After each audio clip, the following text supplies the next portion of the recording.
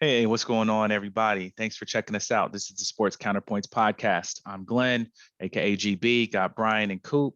What's happening with you? Going on? We're good. And Good to see chilling. y'all. Brian and call B. Jason. Actually, I'll call him Coop. But yeah, I don't Yeah. know. We've never actually said that on the show. So Now, yeah. Now yeah, some people know my government name, but that's all yeah, right. I'm not yeah, mad. yeah. I'm not mad. It's all good. But yeah, so we're running as we do every few weeks or every week as the seasons get a little hotter as we get forward in the year, doing our sports thing. So we're talking today about the NFL draft. I think we're a couple weeks away. I haven't had a show since. So we'll talk about the draft, first 10 picks as the guys made their predictions a few weeks ago, right before the draft happened. See how it shook out and get their thoughts on all the picks. Talk about who our teams, the Raiders, the Niners, and the Vikings got, as far as the players that we picked, or players we're excited about, and then NBA playoffs, a couple other things, and then we'll get into what's hogwash in a minute to win it. So, starting out, man, NFL draft official. Just what are your generalized thoughts on it, right? Like, I mean, do you guys kind of go how you thought? Are you excited about, any new player? I mean, we got new players coming in, obviously. What do you think how do you think it impacts? Well, I know one takeaway I got, and Brian, I don't know if you got this takeaway. I do not know in recent memory a number one pick, a quarterback that went number one that has this much, I would say, talent to start their career with DeAndre Sure. Swift, DJ Moore, Keenan Allen. They got Romeo Dunze. They Yeah, still which we'll got talk Khalil about. Herbert. Yep. I mean, I don't know. Cole Cole Kmet. Kmet. Yeah, I don't know. This is some talent on this team. I think the Bears can literally make. I think that the division is wide open in the what's it called, the NFC North or something like that. I think it's wide open. The Bears will definitely be a part of it with Caleb Williams. That was my first takeaway. Before I go on, what are your takeaways that you thought of, Yeah, well, Brian? I would agree with that. I mean, we were talking about it before the draft. I think Caleb Williams is supremely talented. I think that he has all the skills. I don't know if he's going in the right. He's not. I don't know if he's going in the right opportunity and place, and that's not because of the talent. It's because of the organization. The organization has a long history of blowing it with quarterbacks. They haven't fixed it lately, so you never know. But it's not going to be because Caleb Williams doesn't have the skill set to go into the league and figure out a way. He also needs to focus on football and stop focusing on this conversation and that conversation. He's talking a little too much and maybe reading the playbook a little too little. The draft was, I guess I could say, mostly predictable. I got 9 of 10 of the first 10 kind of right. One pick I don't think anyone got right, except for that one guy.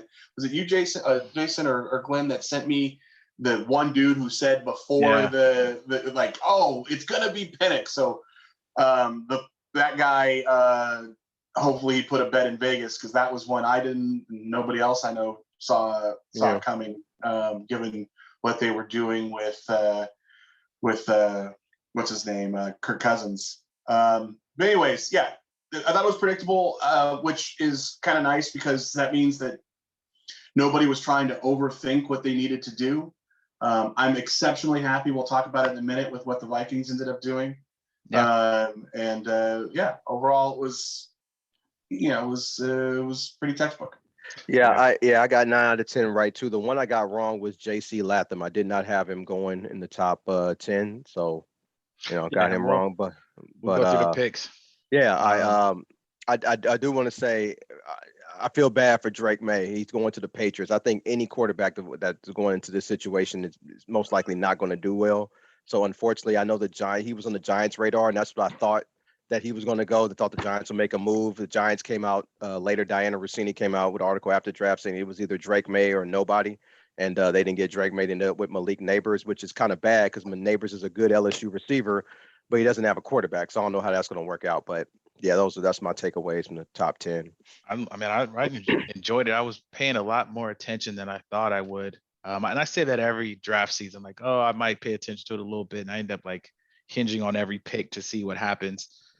So, like, kind of like you guys said, it was pretty predictable up and through, which was cool. But couple of ones that were kind of surprising, and it's always interesting to see how stuff shakes out, and then especially in the later portion of the first round, how some top teams, the Eagles, Chiefs, et cetera, who had Niners included, end up getting, players that you maybe didn't think would still be there.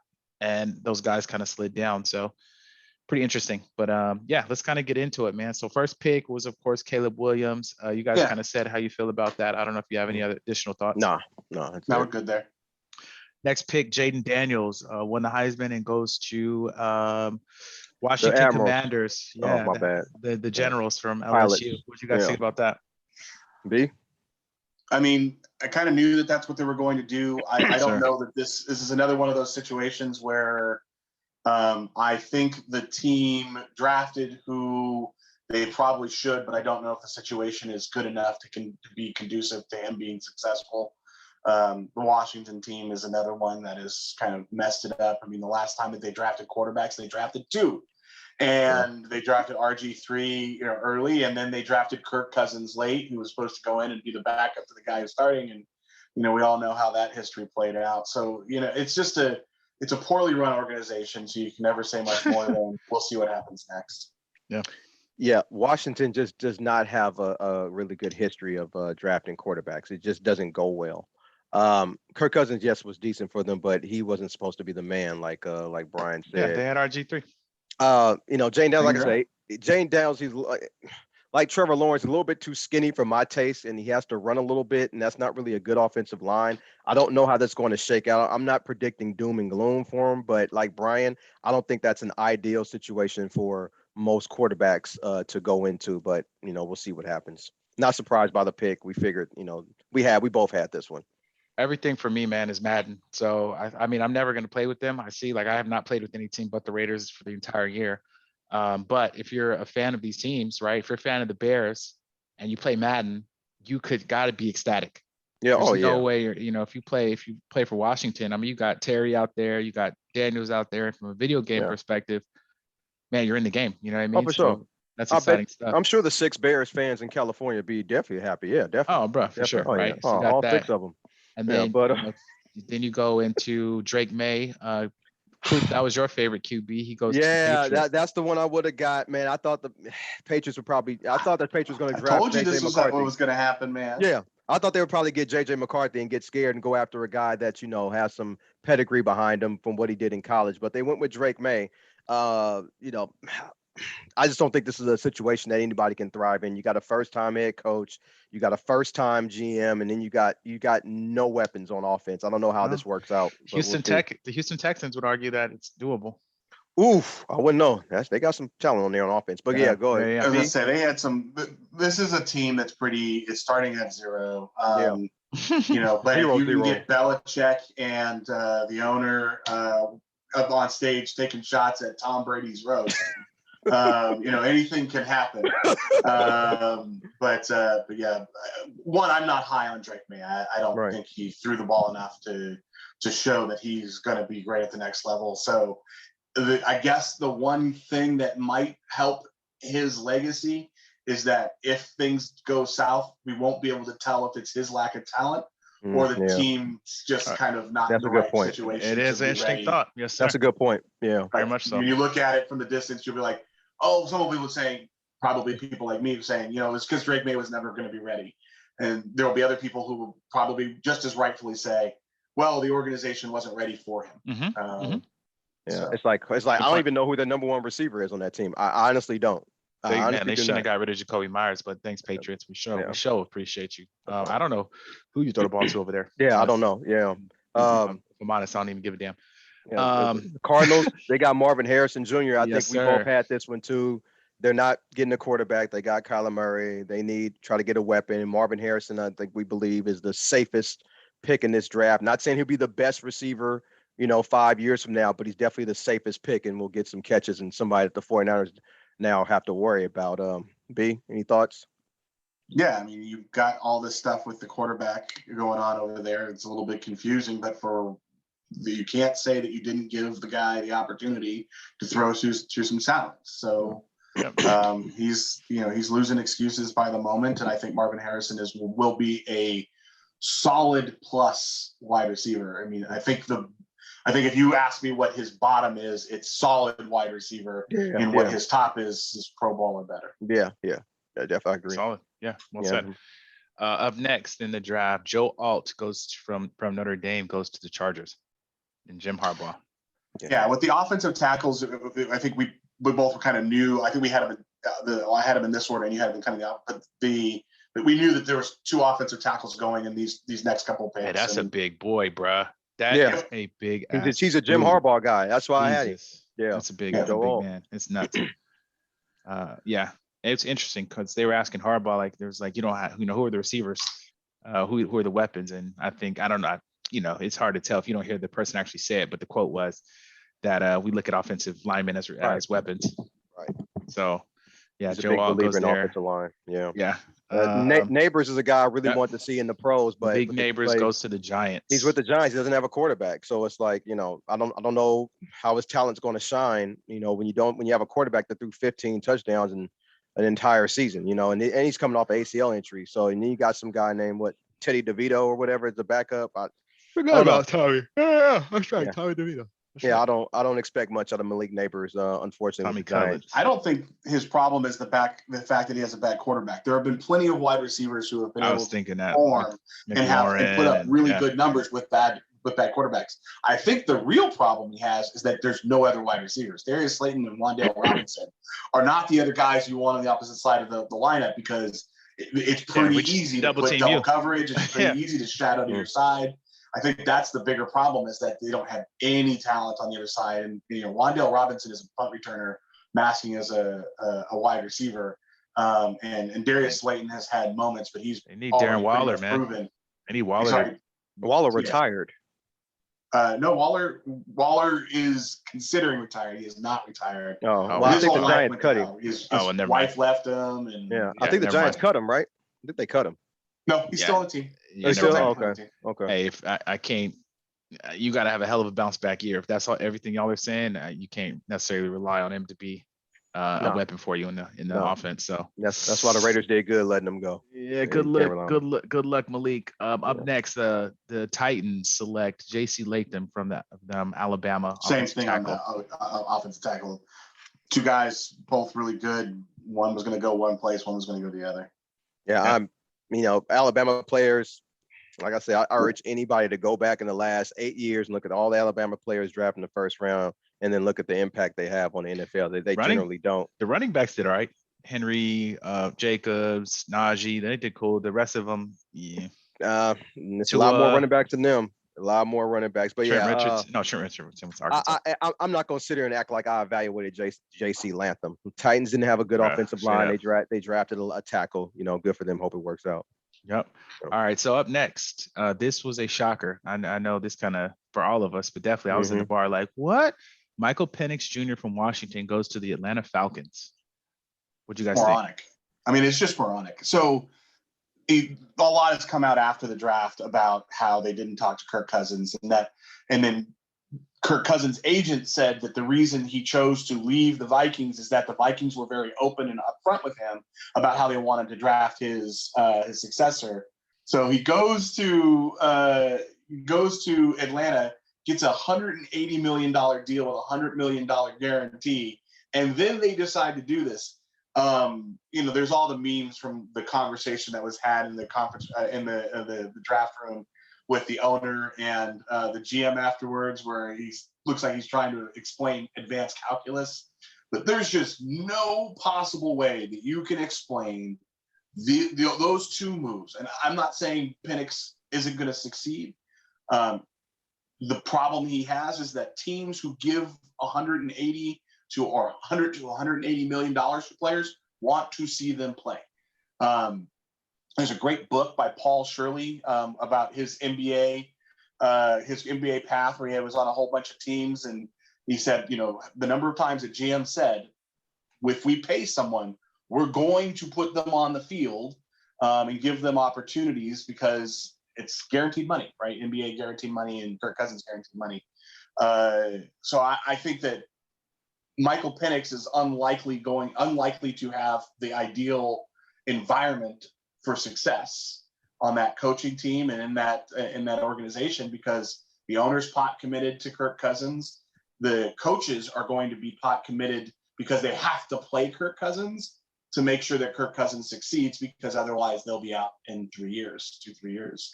So it's just, it's unfortunate that they did this to him, because I actually do think Michael Penix could have been one of those, drafted in the right situation, one of those guys that people were like, oh, he's exceeded the expectations.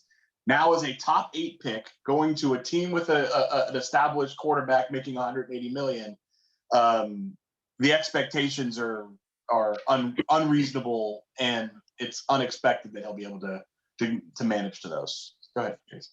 When this draft pick happened, the first thing I did was look at Kirk Cousins' salary for the next 4 years. Bro, I'm looking right now. What can you tell me? Right, and so as I'm looking, the first year, Penix isn't playing. Why? Because I wouldn't say isn't playing. If Kirk Cousins get hurt, obviously he will. Right, but his dead cap hit, if you got rid of Cousins, will be $90 million this year. So Kirk Cousins has a job this year. And then I looked at 2025. The dead cap hit is $65 million. So Cousins is playing the following year. Now, the third year, if they get rid of Cousins after the second, the dead cap hit is only $25 million, which is much, much more reasonable. So I think if Penix actually plays, like gets starters rep for a long period of time, it might not come until the third year of Kirk Cousins' contract unless Kirk Cousins gets hurt. I think it's the fourth. So they don't have an out until after 26. So I think 24, 25, 26, they're pot committed. They're obligated. We've seen that. Don't let Penix get hot with that young offense, and it looks like he could play, because we've seen what the Denver Broncos did. So clearly, an NFL team will eat that dead cap money. Yeah, and maybe they're going to try and trade. Yeah. I mean, Kirk Cousins doesn't have a no trade clause in there. Right. So if Penix really becomes great, they can try and, because Kirk Cousins' signing bonus and his first year's money is just stupid. Nobody's trading for that. Right. But his second and third years with a out after 26 make him a reasonable fill-in if he has a really good year for Atlanta and Penix is behind him. But for 3 years, someone's paying Kirk Cousins to start, and it looks highly likely that it's going to be the Atlanta Falcons. Yeah, if I had to guess, I would say Kirk Cousins starts for 2 years and they get rid of him. I think they eat that $25 million dead cap. They can get rid of him after 25. But 25, that dead cap is what they have to eat after the year, Jason. So that's what I'm saying. The out, if you look, I'm looking at Spotrac but if you look at the out, it's that they have to cut him after the 26 season, and then the dead cap hit becomes reasonable. The thing about it is just Penix's age, right? And not like quarterbacks can play a lot longer than other positions, but you definitely, it's not like he's 21. He could sit for 2 or 3 years. He's 24, 25. Even then, you're 27. This is his last 4 years. Yeah, you're in your prime. He'd still potentially be in his prime, but I'm wondering, what I was reading, which kind of makes sense. The Falcons aren't going to be in a spot to pick him again, right? You're not going to, if things work out, you're never going to have a chance to get a guy like this again if you really like him. He was right there. The rest of their offense is kind of ill when we think about Bijan and Drake and the other players around there. And we were saying you put him with a young nobody on defense. Yeah, but to your point though, he'll finally start getting starters reps maybe at 27. I mean, people can look at his age and look at that offense all they want. He's still going to be technically a rookie because he still hasn't really played. That's going to be his rookie season at 27 years old. But while all these other quarterbacks, kind of grown man rookie, if your team's looking good and you already got an established quarterback to run it for a bit. I mean, they could have got somebody for defense though, is what we all thought they were going to do. Yeah. You get if you can hit that pick right and get a key defensive piece, an edge rush or something on a rookie deal for 4 years would have been a big deal. But I thought that was a reach, but it's what it is. Yeah. It's surprising. It's a huge reach. Doesn't make any sense. And I'm pretty sure Terry Fontenot is going to be unemployed come next offseason if miracles don't happen. I thought it was, I was wondering if Penix was going to fall to us. So when that happened, I was like, okay, where's the rest of this going to go? So very interesting. And then you go from Penix to Rome Odunze, gets drafted by the Bears. So they get Caleb Williams and Rome Odunze, both Pac-12ers. No pressure on Rome Odunze. Yeah. That was super predictable. I mean, that was the smart thing to do. Yeah. Is take the quarterback, right, and give him someone that he can grow with. yes, they already have what is it, Keenan Allen and other players on that team. But now they've given him someone to work up with. He's going to have a special connection, hopefully, with Adunze. That's a very smart decision by a team that I don't think highly of. Yeah, they were working out together. Yeah, they were working out together before the draft. So the fact that they, got to continue to do that is going to be good. Yeah. And like Brian said, he might not start. He might be in the slot or something. He might start, but at least Caleb will grow with this guy. And eventually this guy is going to start. He's going to get starters reps. Keenan Allen ain't going to be able to play forever. So that was a smart pick. And I think everybody had this one. I guarantee you, given the rest of that offense, they're going to be running 3 wide receiver sets to get those absolutely on the field as much as possible. Yeah, tight end. Man. Next is was this a reach? Was this a reach, Brian? Yeah, number 10, JJ McCarthy. No. This was exactly the right thing to do, right? And so I'm not predicting McCarthy being great. I've said this all the time last time. But my biggest worry, and I said this on the show last time we did one, was that they were going to do a big jump, get up into that A spot or A spot or 5th spot where the Chargers were, and give up the farm to get McCarthy. It was obvious that the Vikings were going to draft McCarthy, but the brilliance of it was not being patient and not giving it up. And there's plenty of what's his name, Sean Payton talking. Oh, I did this, I did that. Does anyone believe a damn word Sean Payton says at this point? So don't go off me, bro. You heard what I've been saying. No. Not impressed. But more on him later, but go ahead. Yeah. So, whether it was him or anything else, there were plenty of people who were interested in trading into this spot to possibly take either McCarthy or, previously it would have been Penix or something like that. All the Vikings had to do was give up one extra draft pick that wasn't a first rounder. It's like a 3rd rounder, deep, in 25. This is a very, very impressive and patient decision by the Vikings to get the guy that they knew that they want, to not overplay their hand to do it. I still don't know if that means that McCarthy is going to be good. I just know that the Vikings were going to take McCarthy at whatever the cost was, and they did a great job of waiting as long as they could before stepping into the situation and only having to go up one spot. I was shocked, because the Vikings have been running their mouth for 2 months saying they wanted McCarthy. And I said on the podcast, maybe not the last one, but the one before that, I didn't believe the Vikings, and they actually got JJ McCarthy. So I was shocked you guys got him. I don't hate or dislike JJ McCarthy at all. I mean, for Brian, I'm rooting for him to do well for your team. I just don't know. I just don't know. I thought it was probably a reach, but I don't hate him. I don't dislike him. So it's like, I'm hoping it works out for you, B. Yeah. No, he's not one of those guys I just, dislike. It's been the worst kept secret since before, when we still had Kirk Cousins, that they were going to take a quarterback, that they had Penix and McCarthy on their mind, and they had narrowed it down and had decided it was going to be McCarthy. I give a lot of props to the GM of Minnesota, who has been very forthright. Both the moves that they made, he's been open about those things being something he might want to see happen. So I like the clarity that he's able to give his fans, because I don't think any of us were shocked by this decision and where he got drafted. Yeah, I'm going to skip the Jets pick because they got to tackle. No, I was going to say, I mean, we did the first 10. I was going to ask you guys now, is there just give me a player or two in the first round that you were like, oh, wow. You know what I mean? I'm going to tell you. That's our teams. I'm going to tell you right now, Glenn, you ought to be happy Broncos got Bo Nix, because they're not going to be viable. Because they're not going to be viable for the next 4 years. I was crazy excited, bro. Yeah, exactly. I didn't want to see us make no trade. Like, once all the quarterbacks went, I was like, cool. I don't have anything to worry about, because just like Brian said, if you don't think this is the guy, and I'm so happy we had a veteran GM in there. He didn't just say, oh, well, let's just try and get Jaden Daniels. Rookie might have said, I'm going to make a splash and I'm going to make my name, and a rookie GM. And just like Brian said, you trade a bunch of stuff and you mortgage your future. And hopefully it works, but more often than not, it does not.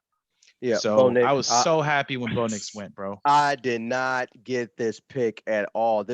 Sean Payton might do some simple things his rookie year, try to make him look like he's outthinking everybody. Just ask him. Yeah, but long term, this is not going to work. So Glenn, anybody in the AFC West should be happy about this pick, because this will not pan out. It won't pan out at all. So go ahead, B. So my only thing is again, I'm not trying to predict. I think it's going to be really hard for Bo Nix to meet the standard of a top 15 first round draft pick in his career. Especially on That being said, I'm not here to predict people's success or lack of success because I'll I think that's too difficult. Yeah, that's a little bit difficult. But I will say that they've put him in a bad situation. That whole team is kind of a disaster. I don't like Sean Payton very much, and they've put by moving up unnecessarily to take him, or I should say, getting into that situation to take him and taking him there. All they've done is made his rookie year so much more complicated. But yeah. You don't got much to worry about. Every year, even if Bo Nix is good, who's he playing with? Yeah, I wasn't. Every year I call a bust quarterback. He's one. I don't know if you can say 12 is a bust. Maybe you can because it's first round, but I think Sean Payton. First round, you absolutely can. Yeah, Sean Payton is, in my opinion now, is just doing stuff to do stuff. Seriously, that's what I think. No, seriously, I think he's just doing stuff because he makes $18 million a year, and he can. I was going to say he's going to have the best job in the world, which is a fired coach. Yeah. And then moving off of that, now I actually, I've been dogging Raider first round picks, and rightfully so, for years. But this one, I am definitely on board with Brock Bowers. This guy can play. If you have a quarterback that can get him the ball. He's Travis Kelce light. That's how he plays. He's not Travis Kelce, but he plays similar to him. He's not the best blocker, but he can receive. He can catch. And he was at Georgia. He was going against the best. He won an offensive lineman award as a tight end, though, my boy. He's not a great blocker. I don't care. He's not a great blocker. He's a good receiver, though, and he played against the best defense in college football over the last couple of years in practice every single day. So I think you got a solid player who will have a better career. I'm saying a better career than the what's the guy for the Giants that you guys had we talked about earlier? Darren Waller. Darren Waller. Yeah, I think he's going to pan out better than him because Darren Waller maybe had a good season or two. I think Brock Bowers is going to have a much better seasons for a longer period of time. So I think that was a really good pick. Bro, I sent y'all my reaction. I was like, Brock Bowers. Yeah, because I like that pick. In my mind, I wanted line, right? I want offensive line. But that was initial reaction. As you look at it, to your point, Coop, exactly, man. It's another offensive weapon. Dude could play. He was one of the top prospects that was sitting there at 13, and it was very much a took best player available. And I could not be mad at the Raiders showing a real strategy. So shout out to Tom Telesco, our GM. What'd you think, B? With the Brock Bowers one, I'm not as high on Brock Bowers. I think he's very talented, but the league has missed on tight ends for the last several years, trying to figure out who to draft late and who's going to be a flyer. And, obviously there's been what's going on in Atlanta. There's a lot of teams who've been trying to figure out what translates. Everyone wants to find the next Antonio Gates. And it's been real hard to do. So I'm not knocking it. I'm just saying that this is a roll of the dice because tight ends have been particularly difficult to look at what they do in college and translate it into success in the NFL based on that. So I hope he's good. He's certainly talented, but it's a hard position to try and predict. There are other positions like O-line, like D-line that are much easier to predict success in the NFL based on their college careers. And I think for a young GM or first year GM, it's easier to take one of those types of positions and build your team around that. For the record, Brian, you're absolutely correct. But also for the record, I was never a Kyle Pitts guy. I was never a guy who was high on him, and everybody was high on him. I didn't see it. This guy, I will admit, I am high on Brock Bowers. We'll see what happens, but you're absolutely right about tight ends. A lot of people want to find the next Antonio Gates, Kelce, whoever, and it's just not easy to do. It's not. Yeah. And then the thing that made Antonio Gates so special is that they did not have to reach and pick him in the first round. Yeah. Like he was he was a basketball player who's like, I'm going to go try and play football. Yep. But anyways, next, the ones I wanted to talk about were actually what happened with the Colts and with the Vikings. Okay. So I predicted that we would take Latu, the edge rusher, with our pick. And that was because I didn't think there was a snowball's chance in hell that Turner, who was the top edge rusher at the position, who has had a very good career and projects to be very good, was going to be available. So when Latu went, I was bummed. I was bummed because we have a very good history with UCLA edge rushers and defensive players on the Vikings, and I thought this would have been another one that would have worked out well. I was still worried because this is a guy who was told he could not play football anymore. And he had to shop schools to sign to let him play. He had to shop doctors to get signed off on. So there was definitely risk in Latu.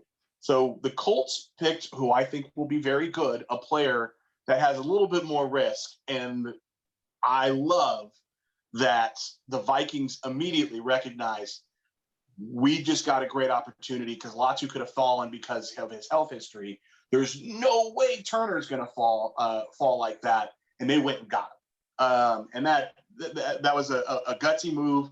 They gave up a lot, but not too much. I mean, if you truly believe that Turner's going to be as good as most people think he's going to be, top grade, best in his position, and you're drafting him at 17 for a guy that could have very easily in most drafts gone in the top 10 because there was all cornerbacks in the top 10 this year. Like usually edge rushers like him go in the top 10. So it was a smart, savvy move to get a top player.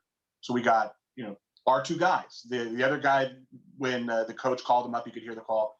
He said, I told you I was going to do something if you were available. I couldn't believe it, and we went and got you. And the guy apparently had a really great conversation with the Vikings, was super excited. So it's a win-win.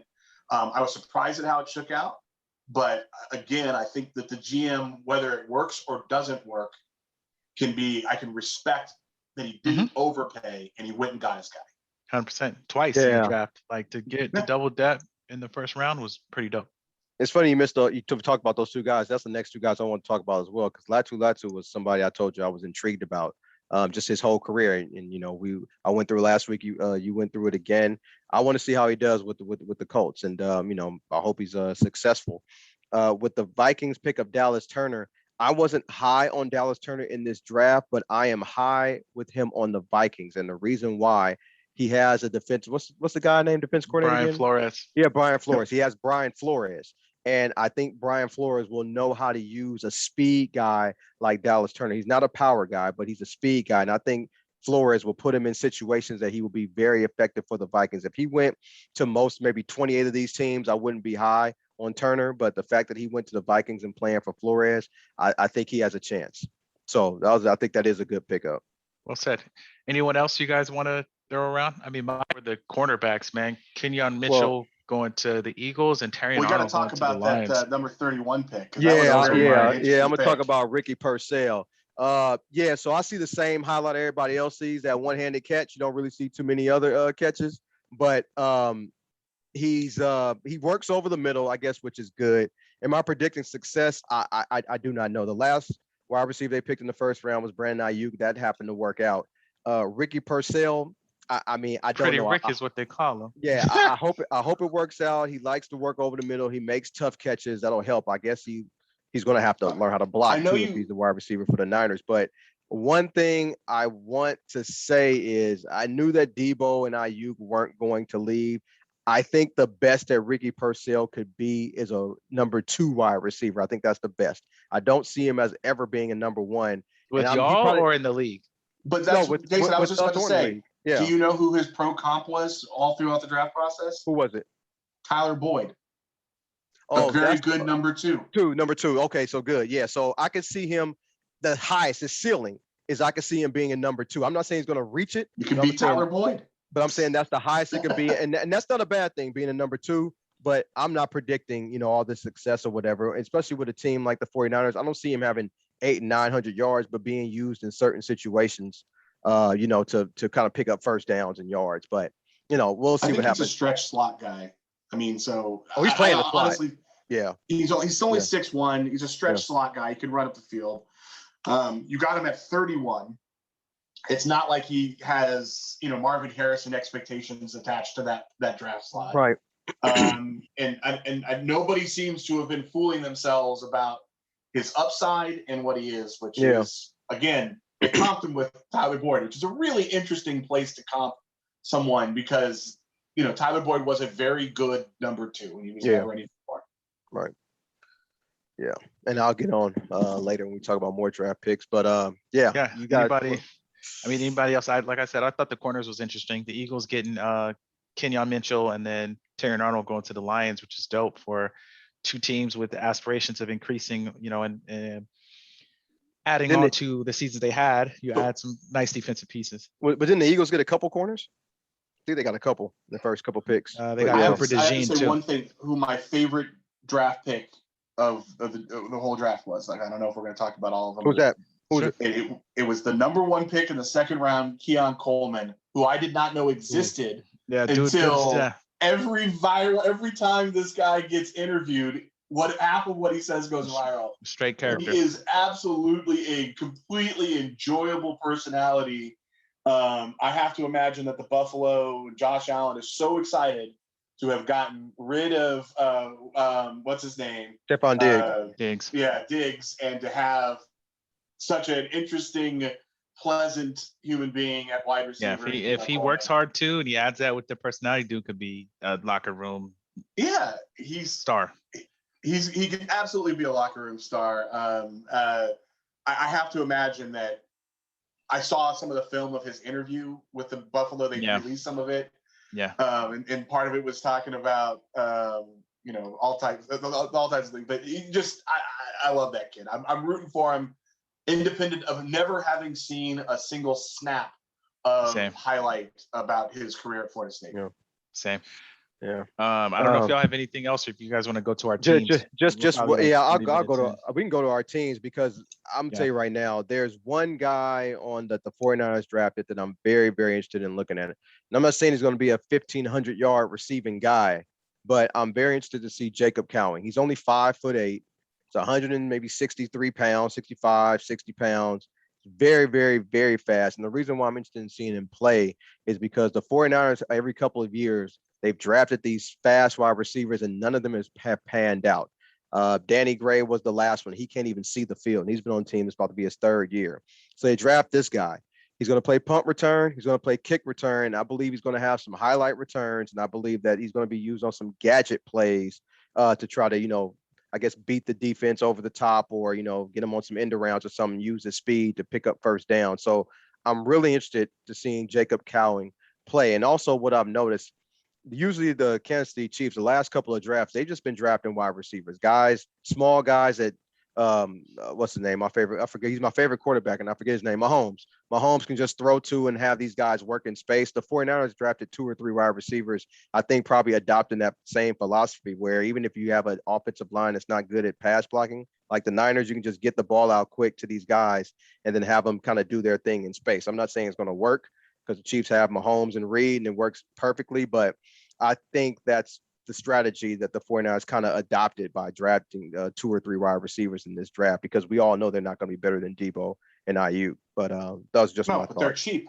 Yeah, exactly. Yeah, those are just my thoughts. You guys on your team? For my team, it was just they did a really good job of filling spots, right? So the next time that they got a draft pick, which wasn't until the 4th round, they didn't have a single draft pick on day 2. But on the 4th round, they took a corner. That made a lot of sense. It's a good press corner. He was as good as the top spot, but he fills a position of need. After that, I don't know much about Walter Russi from the L tackle from Oklahoma, so I won't say much. I found it very interesting that we drafted a kicker, but I also like the kicker that we drafted because we've had all types of heart attacks based on our kicker. And they drafted a guy who the description of him is he's very consistent at kicking. That's the description of him. He's very consistent at kicking. They're not saying he can kick it 755 yards. They're simply saying he's going to go out there, and when you have a 50-yarder and a 43 or whatever, he's going to kick them, and they're going to go through. That is absolutely awesome. Having the big leg that can go left and go right, as a golfer who has that very same problem, isn't all that it's cracked up to be. Being able to go straight is a valuable thing. Yep. Nice. I thought they did pretty good, man. I like what they did in free agency. I think it's all paper, right? It's picks. You don't know until people play, but get Brock Bowers at the first pick. I think he's a solid prospect. He's been, looked at as like one of the top prospects in the draft. We just had all these quarterbacks go. So we didn't take third or fourth best lineman or something like that. You take a top tight end. I'm cool with it. Plays different than Michael Mayer. So I'm excited about that. Again, as a Madden player, I'm like, cool, give me some hands. If his pro comp is Kittle, I'm not saying he'll be that, but cool. In Madden terms, that's huge for me. Him, Devontae, Myers, that's great. So, and then they pick up Michael Gallup in free agency, et cetera. So I think that getting Jackson Powers Johnson from Oregon, played center, then plays tackle. I think that's awesome because we need a lineman, and I wanted a lineman. They got one in the second round, picked another lineman in the third.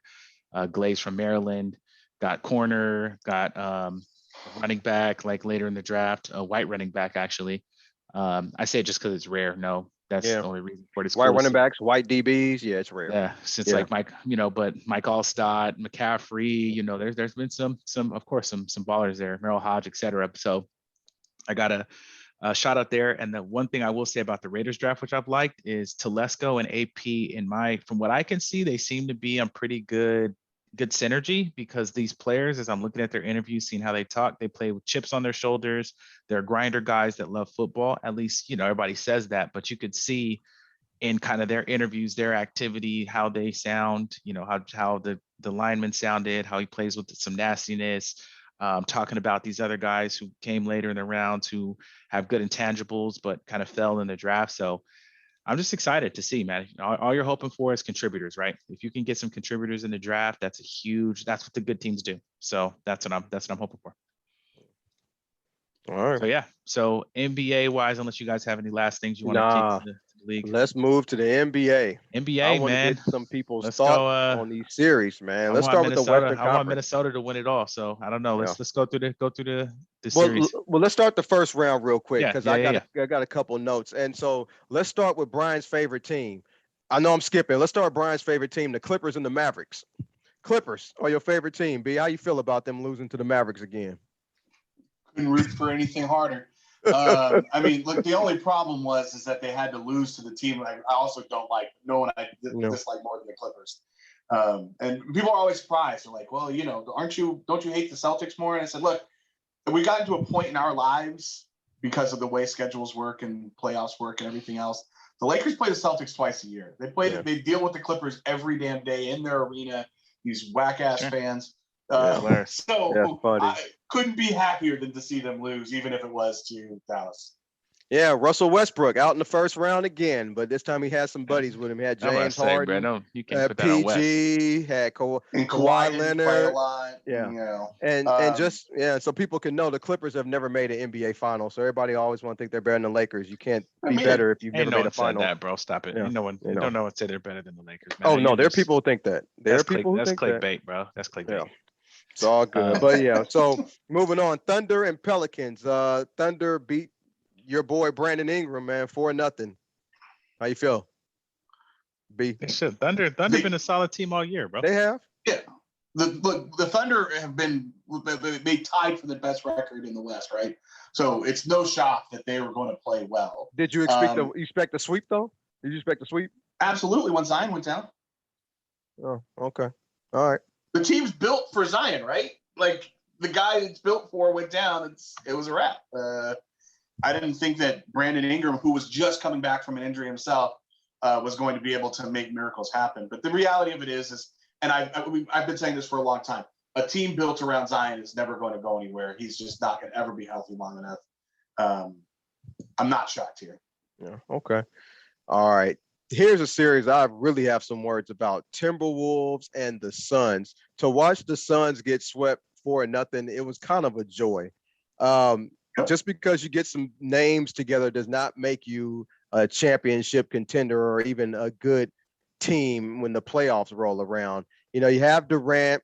I think it was a bad mistake to put Booker at point guard. Booker is a guy that you want shooting the basketball, not trying to bring the ball up, get others involved, and then trying to look for his shot as well. You just want him concentrating on shooting the basketball, and I think that was a bad move to not have a point guard on the team.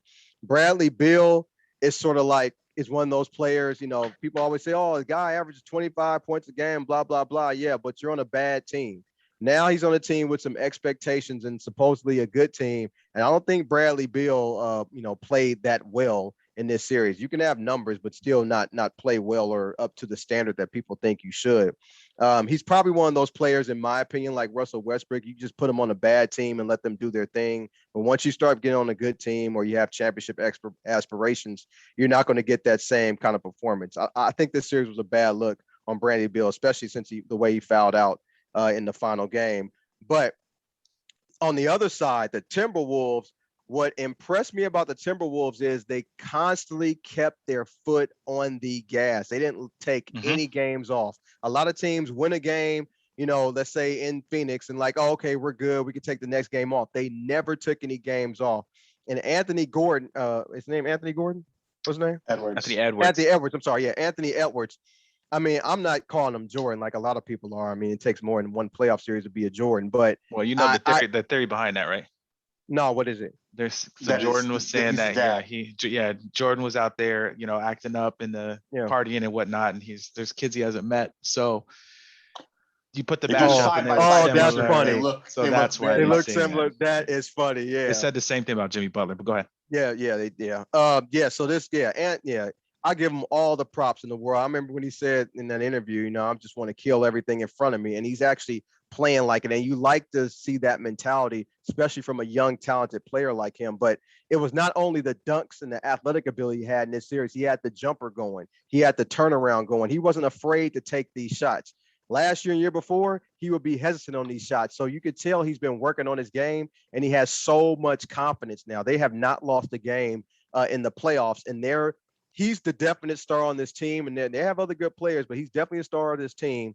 And they are riding him as far, as they can go. But they have some complement pieces on the Timberwolves. So congratulations to them. And like you, Glenn, I'm actually rooting for them to win the championship because they're a team that's never won either. But I don't hate them like I hate the Clippers. B? Yeah, I mean, this is another one of the three teams that had a virtual tie at the top of the Western Conference. They were actually considered a full game behind, but they've been awesome all season. They've played hungry.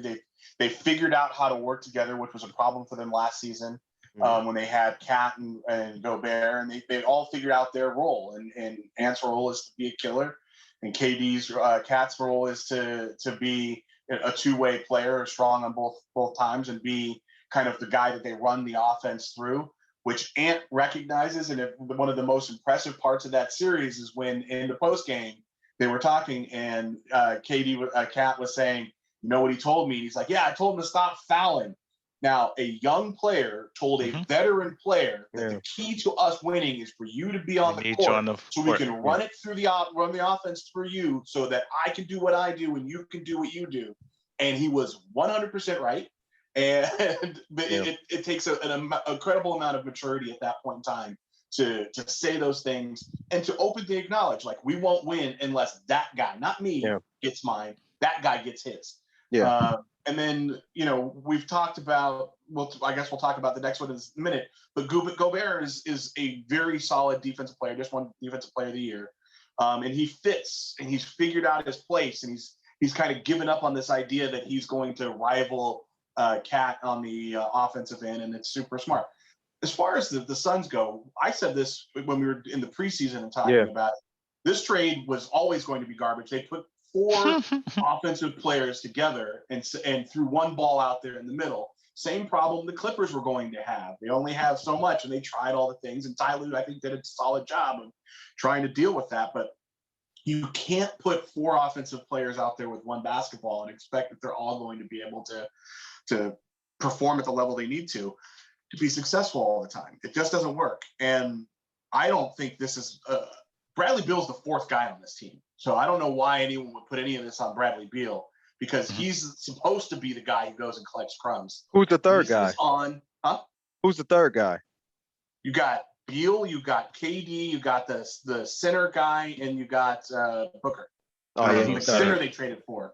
Nurkic. I don't look at Nurkic. No, I don't look at him. But I got Beal's the 4th guy. No, Nurkic was considered one of the top centers last year when they were trading for him. But anyways, point being, why this would go on him? This is 100% on Booker and KD.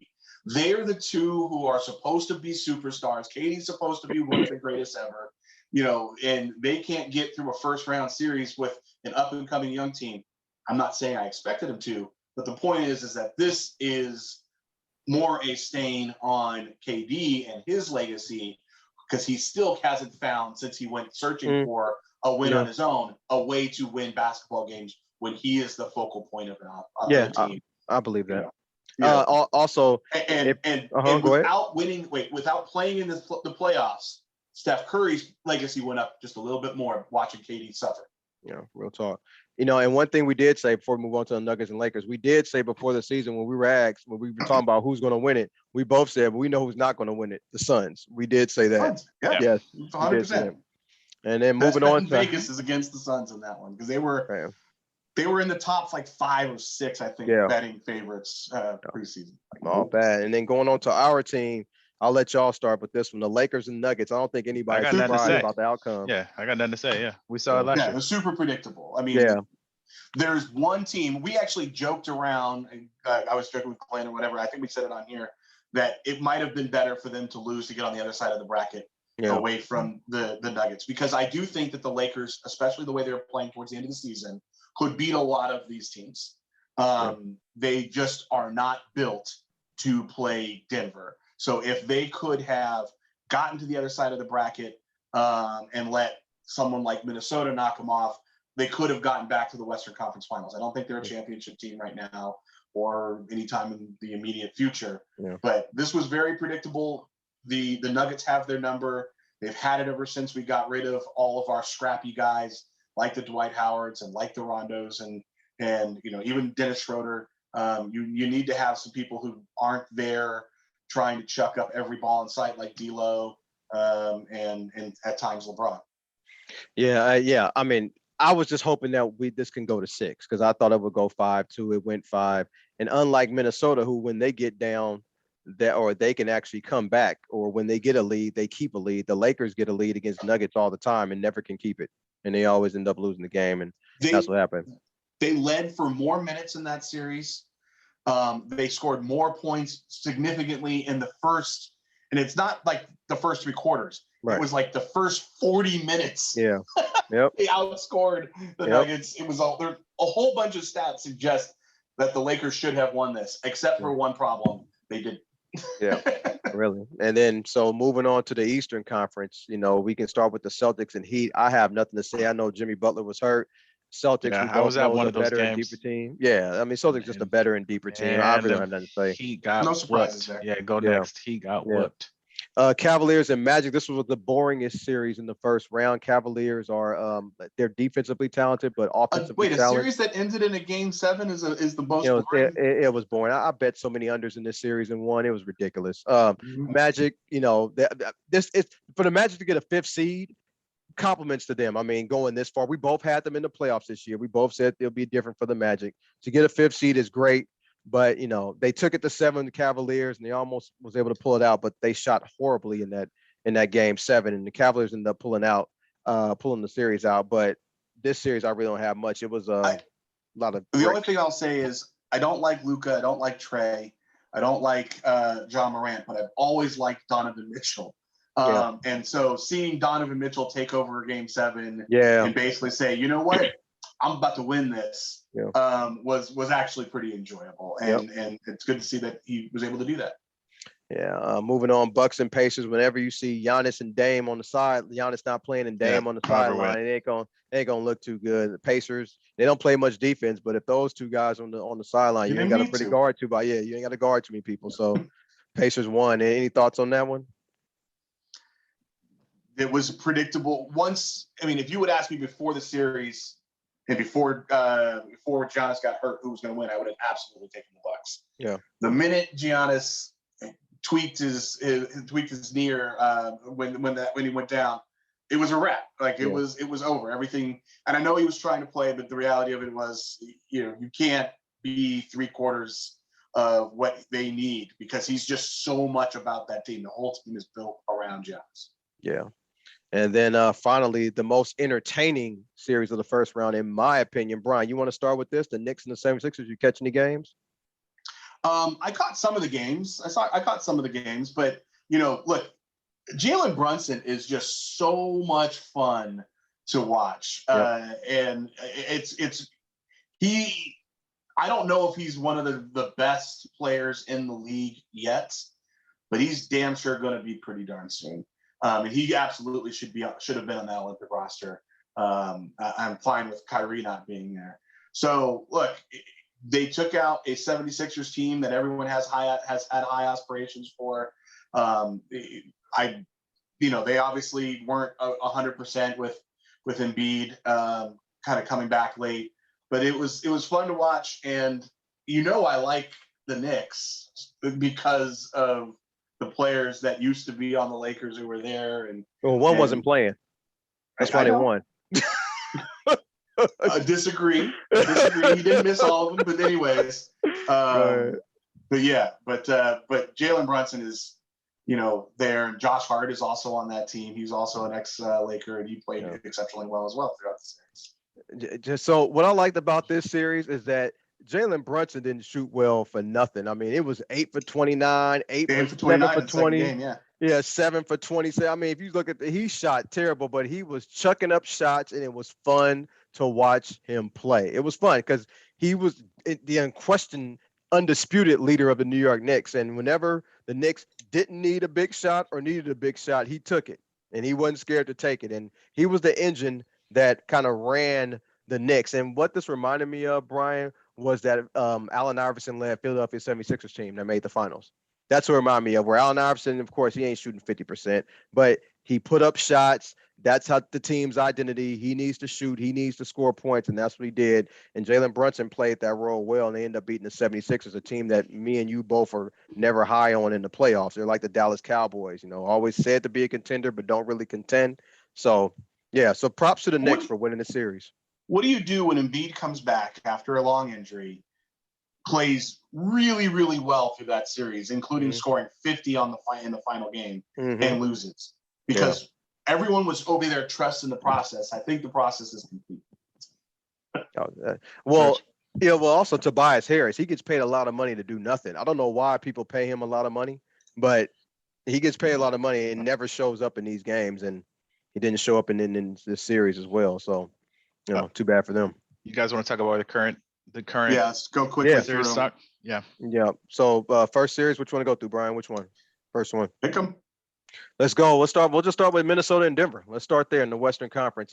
Said it before. I'll start. I said it. Yep. The minute that series got heavy, anyone who asked me, and a whole bunch of people, you all know who you are, told me I was absolutely crazy. And I said, Minnesota is going to mop the floor. Those are my exact words. Mop the floor with Denver. They are perfectly built to kick their butt. And that is exactly what they're doing, and it's exactly what they're going to continue to do.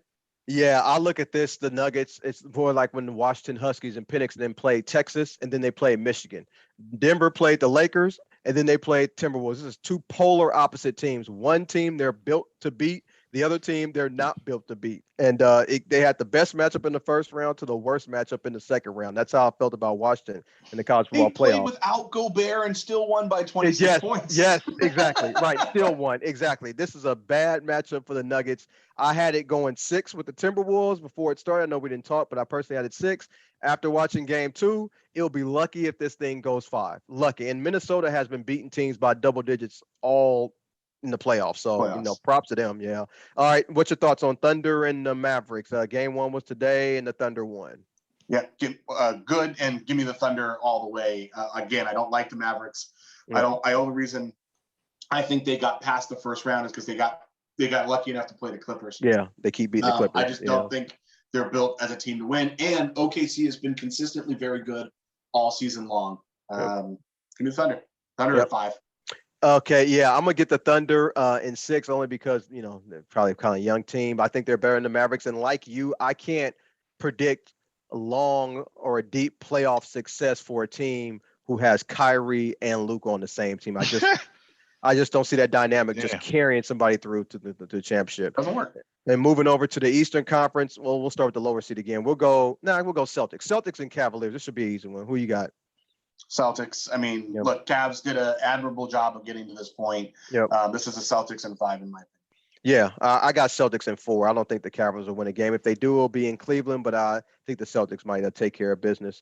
And then the last one, which will be, to me, very interesting. I think any team can win this one. Pacers and Knicks. Who you got in this one? Knicks barely won after Pacers blew the lead in game 1. Who you got? So I got the Knicks. I got them in 6. And I do think it's a closer battle than you would think with 2-6. Yep. But I think that the Pacers are a team of opportunity, right? They happened to run into a team that was flailing a little bit. And the Knicks are a team that is strong enough to find ways to win. And I think Jalen Brunson is playing at a level that the rest of the league is going to be put on notice. Now, I don't think they're going to get beyond this point. Yeah. They'll be able to get to the Eastern Conference Finals. Okay, so I got the Pacers winning game 2 outright in New York, and I got the Knicks winning this in 7. I just think, Jalen Brunson, yeah, he's balling, but like I said, putting up 20 bricks a game, I think the Pacers are going to take advantage of that for maybe a game or 2 in this series, and I think that's going to help extend this to 7. I think the Knicks are overall slightly the better team, but I have the Knicks winning this in 7. Wouldn't be shocked if it went 6. Yeah. GB, any thoughts on anything? No, I mean, I'll maybe start watching as we get a little closer now, but no, I haven't really been paying attention. I ain't gonna lie to you. All good. Well, that wraps up NBA. That NFL. wraps us up. So as our last couple segments, first with what's hella hogwash or a bunch of hogwash. When Brian called something hogwash some months back, and we decided to keep it as a segment. What do y'all got? B, go ahead. You can start off. It's hella hogwash is players from the bench throwing crap on the court like Jamal Murray did, and not, as of right now, getting penalized for it. He's fined. He got fined. No suspension. Right. What kind of crap is this? He literally sat on the bench and threw something on the court. You know full well if this wasn't Jokic's team that they honestly are banking on getting back to the NBA Finals, he would have been suspended in this next game. Now, I don't think it matters because he's not enough to do it, but it's hella hogwash that you can't tell me it's not a double standard, that people are throwing crap on the court from the bench, and the league is like, oh, yeah, you want to pay $25,000 for that? Yeah, it's your boy Adam Silver. But what's hella hogwash to me, I know I've been sending y'all these clips. I need to stop. Is these baseball umpires. I mean, I was going to say that if I didn't say what I said. Oh, my God. It's so bad. I've been sending you these clips, but the reason I've been sending y'all these clips in these text chains because they are just so bad. These aren't even close pitches, and they're just ringing them up for strikes. I'm like, I don't know. It's happening too frequent, and I think baseball is going to have to do something about it because this is bad. There's no reason to have that square that they have on TV, and there's pitches that go way outside that square or way low or way to the top, whatever, and they still get called strike. There's just no reason. Don't even put the square on there. Ones that go straight down the middle and they get called balls. Yeah, right, exactly. That happened too. Exactly. Like it's honestly, you have to wonder what the hell they're looking at. Yeah. Just for clarification, he actually got fined $100,000, not $25,000. But that's Brad. But yeah, no, these refs.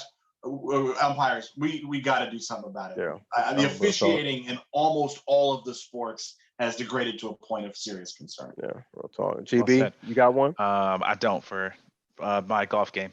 Of course. It's all good. Don't do that. And our last segment, minute to win it, chance to just say whatever you want. I just appreciate everybody for listening. Looking forward to the summertime, and excited about what's ahead. What about for you? I'm saying same thing. Thank you all for listening, for us, especially those who've been listening to us for a long period of time, and new listeners too. I know we have some new listeners as well. Thank you. We're all big football fans. We're just getting these podcasts together, just inching towards football season, closer and closer towards football season. So just looking forward to it and doing more podcasts with you guys. Definitely. B? I'm just going to lament a personal problem that I'm having right now related to home insurance. The market has gone absolutely nuts in California. I got told today that they expect numerous fires to take out the entire area that I live in, which has never been in fire. I couldn't get the insurance I was looking for, and someone also predicted that my house would cost almost 2.5 times what it's valued at to be rebuilt, so that if I wanted insurance, I was going to have to pay. This is not a joke number. $30,000 a year in premiums. Damn. That would make make what I would pay for insurance more. This industry is completely out of more than I pay for like houses.